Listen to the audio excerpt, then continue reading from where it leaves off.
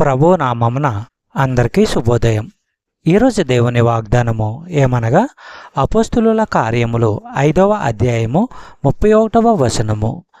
ఇశ్రాయేలునకు మారు మనసును పాపక్షమాపణను దయచేయుటకై దేవుడాయనను అధిపతిగాను రక్షకునిగాను తన దక్షిణ హస్త బలము చేత హెచ్చించి ఉన్నాడు.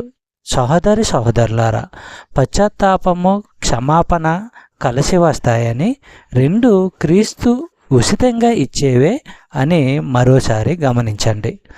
కీర్తనలు గ్రంథము 89వ అధ్యాయము 19వ వచనము మనము పరిశీలించినట్లయితే, అప్పుడు నీవు దర్శనమున నీ భక్తులతో ఇట్లు సెలవిచ్చి ఉంటివి, నేను ఒక సూర్యునికి సహాయం చేసి ఉన్నాను, ప్రజలలో నుండి ఏర్పరచబడిన ఒకని నేను హెచ్చించి ఉన్నాను.